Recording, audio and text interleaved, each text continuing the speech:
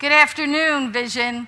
Welcome to another edition of the Uplift. I'm Reverend Patti, the senior minister here. I welcome you into this conversation that we're having about questions and answers on the science of mind. It was a book, here it is.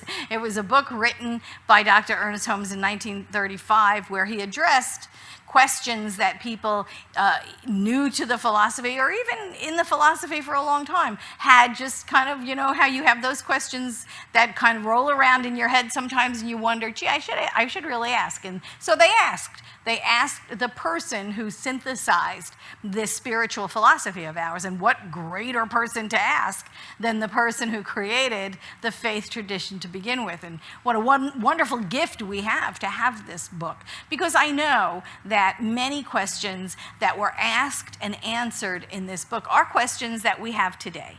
They are questions, here we are in 2021, where we still have those same questions when we come to these same subjects. So we're going to continue with the spiritual healing. That's part 3, and we'll finish up with that today. And then starting next week, we'll go into part 4, which is authority over conditions. And doesn't that sound powerful?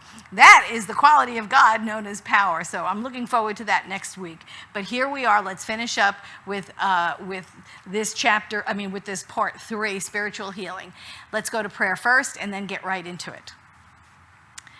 I know and accept that God is all there is, all of the power, all of the presence, all of the atoms, all of the physical and non-physical elements of the universe. All of it is energy.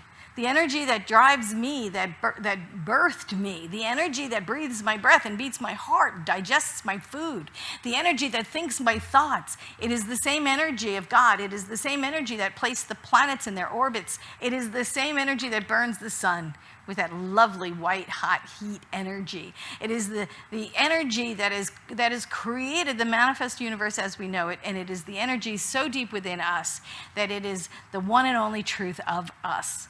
We are spirit, nothing more, nothing less. We are spirit who has assumed form, and even that form is energy.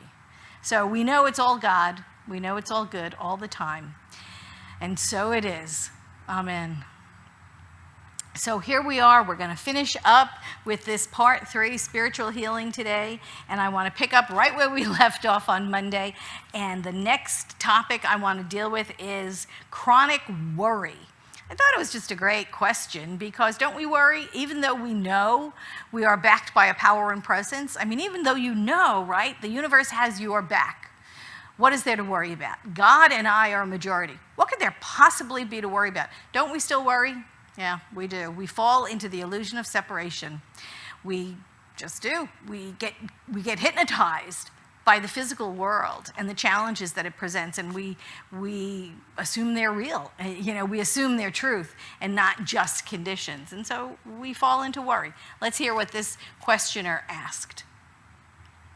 Troubles and ill health have made me a chronic worrier, and I'm extremely sensitive. My surroundings are not to my liking, and unhappiness seems to aggravate my physical condition. I can analyze myself, but never seem to be able to help myself. It is imperative that I regain my health, as I have an invalid mother to take care of. Well, there's a lot there to unpack in that statement. But most of it seems to be that this particular woman or man, I don't even know, it doesn't say, but this particular person is plagued by worry. And the more you worry, the worse things get. Worry never helped a situation at all. Worry never fixed anything. But let's see what Dr. Holmes had to say. Ernest Holmes writes, a chronic habit becomes such through a repeated subconscious habit. A false sense of personal responsibility is the parent seed of the worry habit. Let me say that again, because I really want you to get that. A false sense of personal responsibility is the parent seed of the worry habit. And sensitiveness or nerves is the logical result. Analysis reveals an error, but a determined, persistent, definite practice in neutralizing this condition by the opposite thought of truth is necessary for a healing. Now, this idea that I read twice to you because I think it is of such importance, this false sense of personal responsibility, that me, my, I. Like, I have to do it all. I have to fix this. I have to overcome this. I, when we have to surrender and allow Spirit to work through us. We have to give up the idea that we are in this alone. Right? And to incorporate the idea of it's always we, it's always us, it's always Spirit. And Spirit is everything and everyone.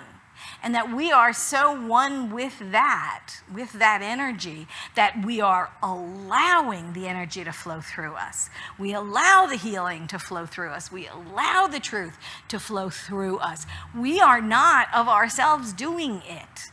We are aligning and we are allowing. And that is a huge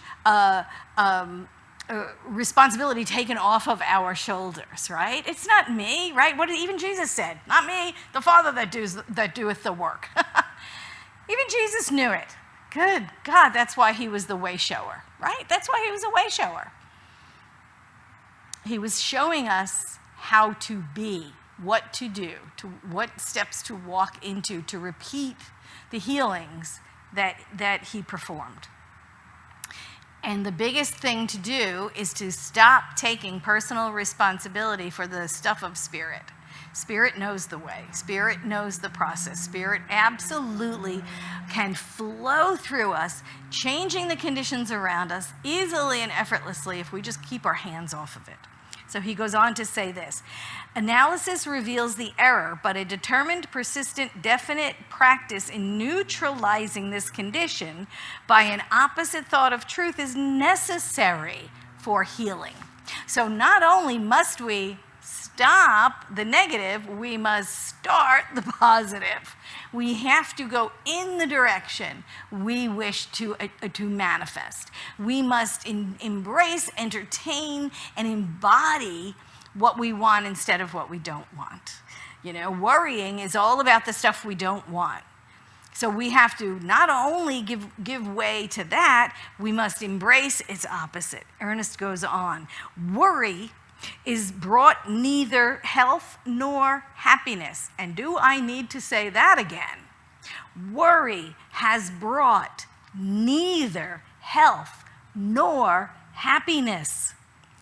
Use the imagining and creative faculty of the mind to free yourself of this habit.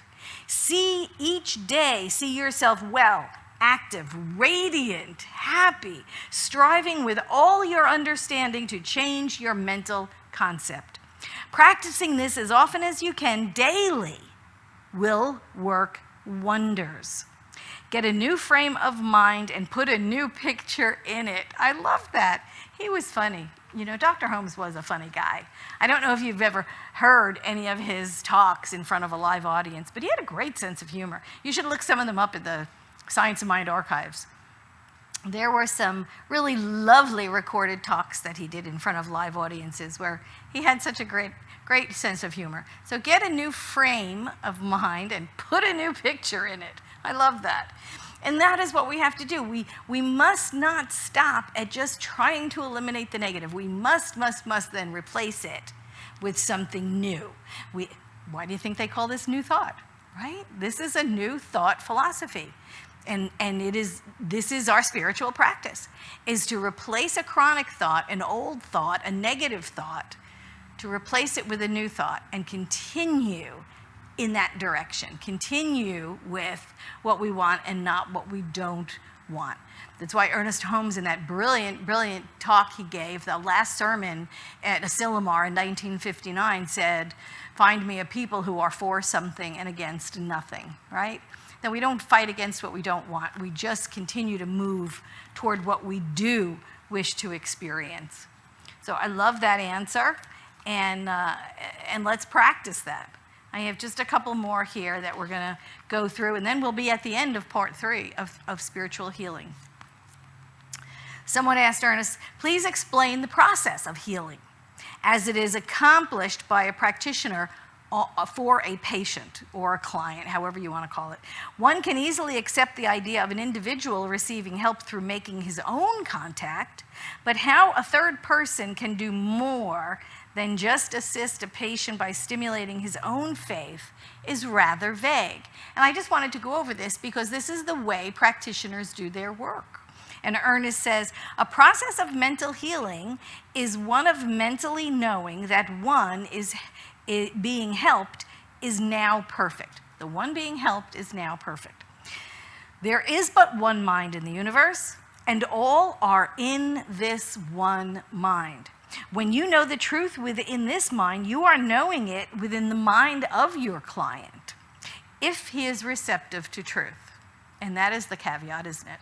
Some people think they want to be healed, but really they sort of enjoy the payoff of their condition because they get sort of special dispensations, you know. So sometimes a patient, although they want to be healed or they claim they want to be healed, there's too big a payoff for being sick or limited or whatever, because maybe they get to use it to their advantage. Maybe they get to manipulate the people around them by their illness or their limitation, whatever it seems to be. So that's why he included that part in the sentence, if he is receptive to the truth. And then he goes on to say, the practitioner does not hold a thought, nor does he send out a thought. He thinks the truth, leaving the results to the action of the law. And again, right, this is about knowing the truth, surrendering to the truth, letting the law do its job. We allow the law to work through us. And the idea that there is one universal intelligence, this is the truth that physicists are coming to, right? Our scientists, our scientific community, they're coming to the same truth that the mystics have known for thousands of years, that the universe itself is self-knowing, right? And that everything in it is interconnected, and there is a communion and a communication between all things through this energetic. And now mystics have known this forever. And Ernest Holmes knew it. Every mystic, you know, in all of the great scriptures and all the great religions of the world, they all knew this, that the universe itself is a self-knowing organism, and that everything in it is interconnected with everything else. And so where a practitioner knows in his or her own mind the truth on behalf of their client, then that truth is known everywhere simultaneously, because that energy is interconnected with the energy of the universe. So across the universe, it's known everywhere. So when I know wholeness on behalf of my client, and my client is engaged in knowing the truth for himself or herself as well, right? They have to be active participants in this thing. Then that's all the universe knows about that client, is wholeness. And whatever appearance to the contrary that the person might be experiencing dissolves away to the nothingness. That's how it works. That's exactly how it works. Not by holding a thought, not by sending out a thought, but by knowing truth. And that's how your practitioner works on your behalf. That's how come you can call your practitioner and they can be half a world away and they can still know the truth on your behalf. Your practitioner could be an astronaut in the International Space Station and they can still know the truth on your behalf. Someday they might be on Mars and they will still be able to know your perfection and your wholeness. And when they know it everywhere, because that's the way it works. Everything is interconnected. So before we go, let's go through this last question and answer, because here's a question that I get often here in 2021 that he addressed in 1935, so we think alike. Someone asked Ernest Holmes, by what evidence shall we know we really do contact universal mind?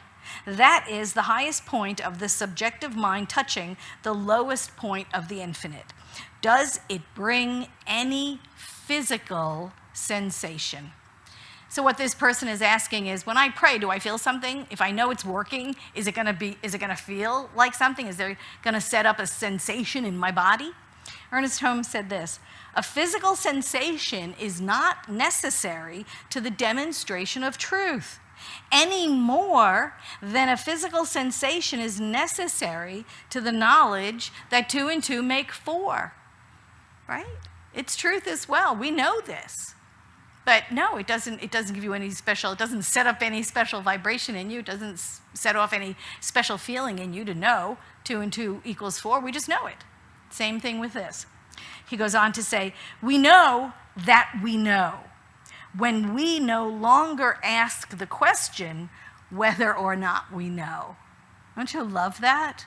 We know that we know when we stop asking ourselves whether or not we know. The subjective mind is the medium between the absolute and the relative, and the tendency of the subjective mind decides what is happening to us. What he's saying there is that, our most predominant thought, that is what the subjective mind winds up out-picturing. The thoughts that keep happening, the same thoughts that keep happening over and over and over and over again, like Ernest Holmes said, with monotonous regularity. Those are the ones that continue to outpicture as conditions in our lives. He goes on to say, all mental healing is to clarify the mind within and without and cause it to be receptive to that life that is already perfect. However, there is a definite sense of completion when a good treatment is given. I love that. He goes on, he gives the whole answer and says, now you're not going to feel anything different. But there can be a definite sense of completion when you have concluded your good and honest treatment. Maybe there is and maybe there isn't. I know sometimes I get a physical sensation. I know sometimes my hands get hot. I don't know why when I'm treating, and I'm just feeling this shift in knowing the oneness of all. And maybe that's just me. I don't know. But don't worry if you feel nothing. And that's what he's saying exactly. You know 2 and 2 equals 4. It doesn't give you any particular feeling. You just know it as truth. And that's the most important part in all of this. Know that what you're doing is truth. Know that when you give an affirmative prayer, it's truth. Know when you are conducting spiritual healing, it's truth. Never doubt it. And never doubt that it manifests, because it absolutely does. Will you have to do another treatment or another or another? Does one treatment only give maybe a part of the shift in manifestation? Maybe. Then you go back and treat again.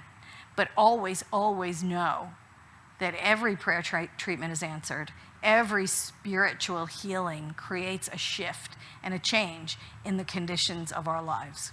Let's pray out. I give great thanks for this time spent together.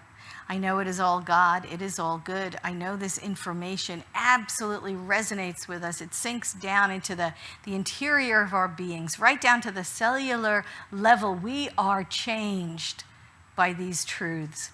And as we are changed, we change the world. We change the outlook. We change the demonstrations around us by our changed consciousness. And as we are changed, then more people are attracted to us for that same reason, for the change they desire in their lives. And then we become a center of change in our own sphere, in our own little core. Our own pod changes as we change. And how great that is. I give great thanks for this time spent together. I know it is all God. It is all good. And so it is. Amen. Happy Friday, everybody. Hope to see you on Sunday celebration at 10 a.m. at Vision, a Center for Spiritual Living, online. We're still conducting our celebrations online, so hope to see you then. And again on Monday at 1 o'clock for another Uplift. We finished part 3 and we'll be going into part 4, and that is about the power over conditions. And you are going to love to learn that at a deeper level. I will see you next time on the Uplift. From my heart to yours, Vision, we are one through this technology. See you soon. Bye-bye.